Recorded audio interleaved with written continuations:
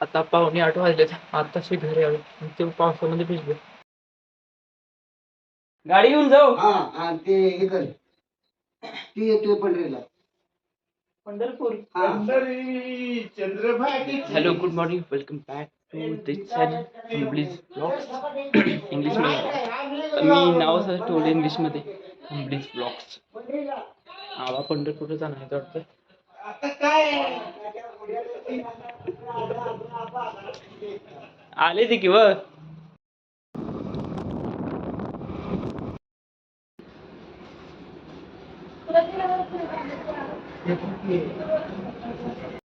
मला इष्ट आली होती मगाशी बेटा माहिती.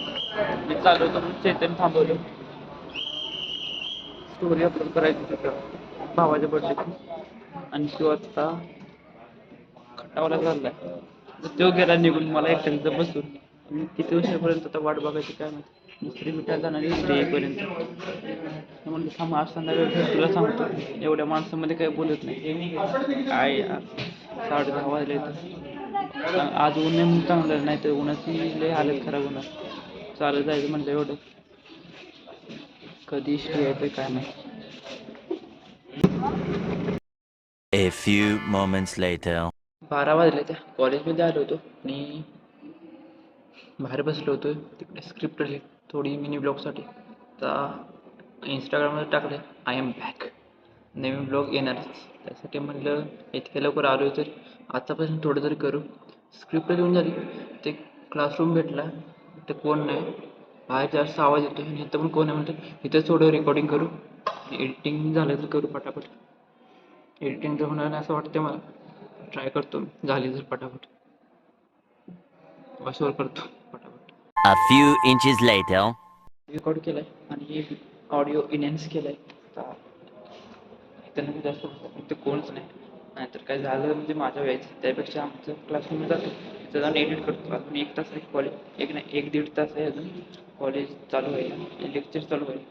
तोपर्यंत एडिटसुद्धा होईल आणि रात्री म्हणजे 7-8च्या दरम्यानमध्ये व्हिडिओ अपलोडसुद्धा होईल यूट्यूबला पण आणि इन्स्टाला सुद्धा. तुम्ही बघलं नसेल तर बघून घ्या तेव्हाच.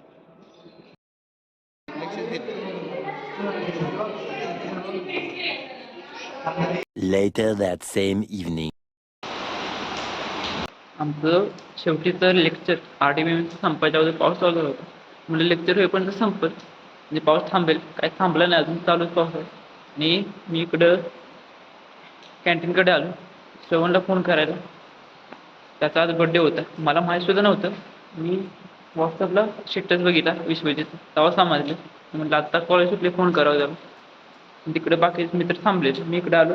म्हटलं व्हिडिओसुद्धा वगैरे काढू. इकडे जास्त पोर पण आहे, पोरी पण आहे. फोन आलाय मला, जायला पाहिजे त्यांच्याकडे.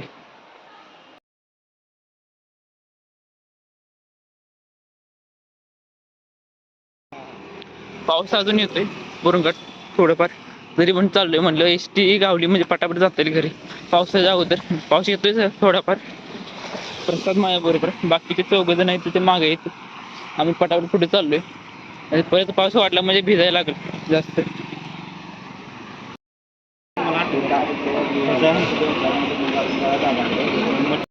एवढ्या गर्दीपासून वाट काढून आलोय वर आणि एसटी मध्ये पण एवढी गर्दी आहे. A few inches later. मायनीमध्ये आलोय, पाऊस यायला लागलाय मायनीमध्ये. 7:15 वाजता काल घरी होतो आणि आत्ता 7:15 वाजता आत्ता मायनीमध्ये आहे. घरी कधी पोहोचवतो काय माहित. ह्या टाईमला गाडी भेटणे तर काय शक्य नाही. फोन करायला पाहिजे घरी. आता ह्या टाईमला गाडी भेटणारच नाही म्हणा. 7:30 वाजायला ते घरी फोन करून बघायला पाहिजे कोणी येतंय का मायनीला. पावसामध्ये कोणी येतंय तर काय माहित. आणि गावातलं पण कोणच दिसणं झालं इथं. 7:30 वाजल्या, भूक लागली जोरात यार. काय खावं काय समजेना मला. आता 7:45 वाजले. आताशी घरी आलो आणि ते पावसामध्ये भिजलो. मायनीमध्ये आलो आणि पाऊसच चालू झाला. मी वैभवच्या पप्पाची गाडी भेटली. मला वाटलं काय भेटतं की नाही. नावजाला फोन केला, तो म्हणला कॉलेज कडून विषय ये इकडे.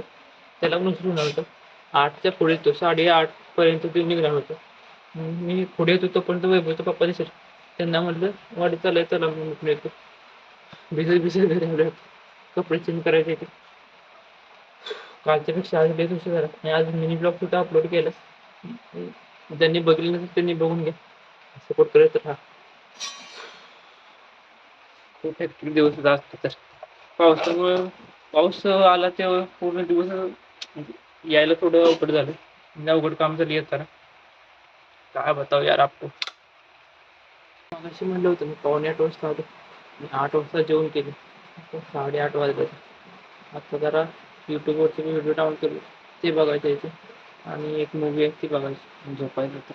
भेटू लवकर नवीन ब्लॉगमध्ये. ब्लॉग आवडला लाईक करा, शेअर करा, कमेंट करा आणि सबस्क्राईब तर करून येतो. भेटू लवकरच. Thanks for watching. Bye bye.